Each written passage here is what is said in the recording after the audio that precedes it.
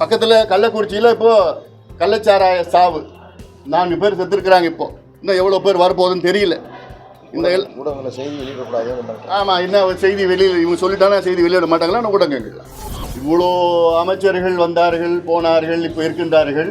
தமிழ்நாட்டிலே இந்த தொகுதி மிக மிக மிக மிக பின்தங்கிய ஒரு தொகுதியாக இருந்து கொண்டிருக்கிறது. 10 அமைச்சர்கள் இப்போ வரீங்களே, இவ்வளோ காலமாக எங்கே போனீங்க?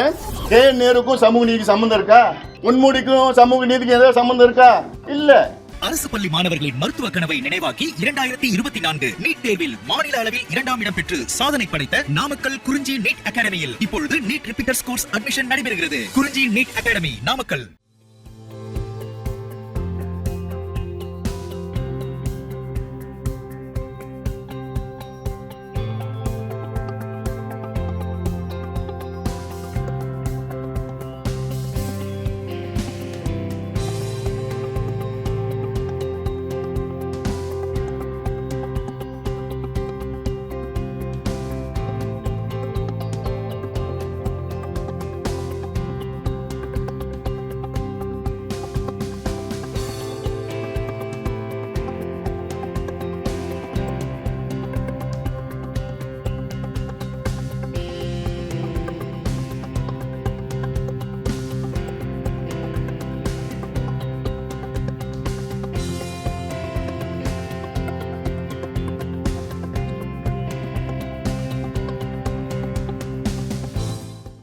நடைபெறுகின்ற விக்கிரவாண்டி இடைத்தேர்தலில் தேசிய ஜனநாயக கூட்டணி சார்பாக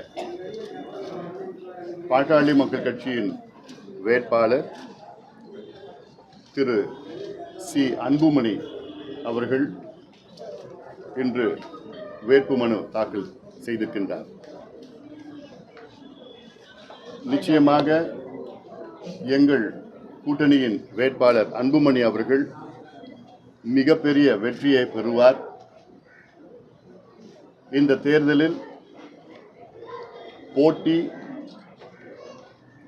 பணத்தை மட்டும் நம்பி இருக்கின்ற ஆளும் கட்சி திமுகவிற்கும், மக்கள் பலம், பாட்டாளிகள் பலம், விவசாயிகள் பலத்தை வைத்திருக்கின்ற தேசிய ஜனநாயக கூட்டணி எங்கள் கூட்டணி வேட்பாளர் அன்புமணிக்கும்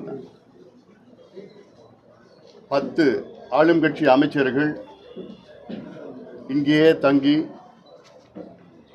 அவருடைய அதிகாரங்கள் எல்லாம் தவறாக பயன்படுத்தி இப்பொழுதே வாக்காளர்களுக்கு எவ்வளோ பணம் கொடுக்கலாம், எப்படி அவர்களை வாங்கலாம் என்றெல்லாம் சமீபத்தில் நடந்த ஈரோடு இடைத்தேர்தலை போன்று செய்யலாம் என்று எல்லாம் கனவில் இருக்கின்றார்கள். அது விக்கிரவாண்டி தொகுதியில் நடைபெறாது. காரணம், இது எங்களுடைய பகுதி, எங்களுடைய தொகுதி, நாங்கள் பலமாக இருக்கின்ற தொகுதி. கடந்த காலத்தில் நீங்கள் பார்த்தீர்கள் பென்னாகரம் ஃபார்முலா, இப்பொழுது நீங்கள் பார்க்க இருக்கிறீர்கள் விக்கிரவாண்டி ஃபார்முலா. பென்னாகரம் ஃபார்முலாவில் களத்தில் இறங்கி வீடு வீடாக சென்று மக்களிடம் வாக்குகளை சேகரித்து அங்கே 2வது வந்தாலும் உண்மையான வெற்றி எங்களுக்கு தான் கிடைத்தது.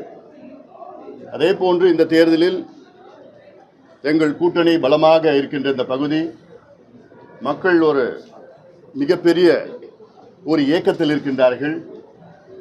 விக்கிரவாண்டி சட்டமன்ற தொகுதி இவ்வளோ காலமாக ஆண்டு கொண்டிருக்கின்ற ஆளும் கட்சி, இந்த தொகுதியில் ஒரே ஒரு தொழிற்சாலை, அதுவும் அந்த கரும்பு தொழிற்சாலை, சக்கர ஆலை. இது 1970 72 வந்தது. இன்னைக்கு 300 பேர் வேலை செய்கிறாங்க. இதை தவிர இவ்வளோ அமைச்சர்கள் வந்தார்கள் போனார்கள், இப்போ இருக்கின்றார்கள். தமிழ்நாட்டிலே இந்த தொகுதி மிக மிக மிக மிக பின்தங்கிய ஒரு தொகுதியாக இருந்து கொண்டிருக்கிறது. இவ்வளோ அமைச்சர்கள் இருந்தோம், ஆளுங்கட்சியும் இருந்தோம், இந்த மக்களுக்கு என்ன செய்தார்கள் என்று மக்கள் கேட்கின்றார்கள். நாங்களும் கேட்குறோம். தேர்தல் நேரத்தில் வரீங்க, 10 அமைச்சர்கள் இப்போ வரீங்களே, இவ்வளோ காலமாக எங்கே போனீங்க? தொகுதி மக்களை பார்த்தீங்களா? தொகுதிக்கு ஏதாவது செஞ்சீங்களா? விவசாயிகள் ஏதாவது செஞ்சீங்களா? இந்த விழுப்புரம் மாவட்டத்துக்கு ஏதாவது செஞ்சீங்களா? தமிழ்நாட்டிலே அதிக குடிசைகள் உள்ள மாவட்டம் விழுப்புரம் மாவட்டம். தமிழ்நாட்டிலே அதிக டாஸ்மார்க் விற்கிற மாவட்டம் விழுப்புரம் மாவட்டம். கல்வி அறிவு கடைசியில் இருக்கிற மாவட்டம் விழுப்புரம் மாவட்டம். இந்த தேர்தலுக்கு மட்டும் 10 அமைச்சர்கள் வந்து உட்காந்துட்டு இருக்கீங்களா?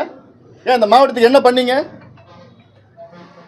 பக்கத்தில் கள்ளக்குறிச்சியில் இப்போது கள்ளச்சாராய சாவு 4 பேர் செத்துருக்குறாங்க. இப்போ இன்னும் எவ்வளோ பேர் வரப்போகுதுன்னு தெரியல. இந்த ஊடகங்களில் செய்தி வெளியிடக்கூடாது. ஆமாம், என்ன செய்தி வெளியில் இவங்க சொல்லிட்டானா செய்தி வெளியிட மாட்டாங்களா ஊடகங்கள். அதனால் இதெல்லாம் நிச்சயமாக எங்களுடைய தேர்தல் பரப்புரை சமூக நீதி அடிப்படையில் இந்த தேர்தலை நாங்கள் சந்திக்கின்றோம்.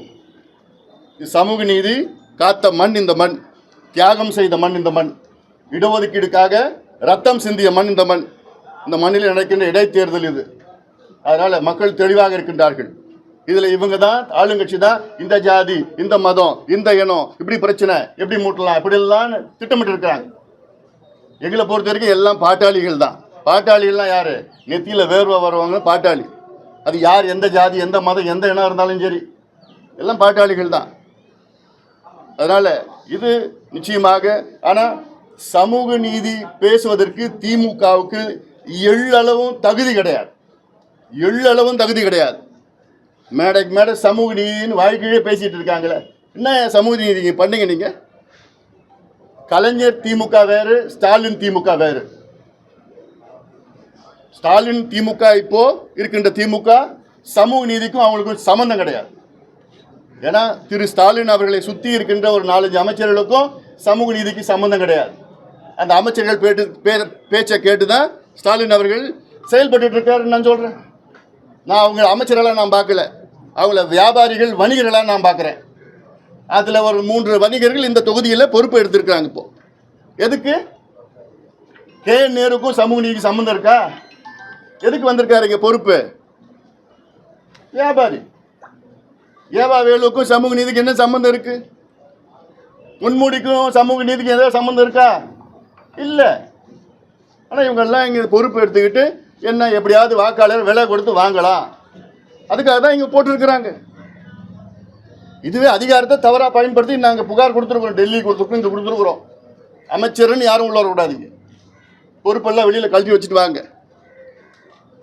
தேர்தல் என்பது சமமாக இருக்கணும். அதில் இடஒதுக்கீடு கொடுக்குறோம் 3 ஆண்டு காலமாக ஏமாற்றிய திமுக, ஏமாற்றிய திரு ஸ்டாலின் அவர்கள் மக்கள் சரியான பாடத்தை புகுட்டுவார். இந்த தேர்தலில் கொடுக்குறோம் எத்தனை முறை பார்த்தோம். இது ஜாதி பிரச்சனை கிடையாது, சமூக நீதி பிரச்சனை.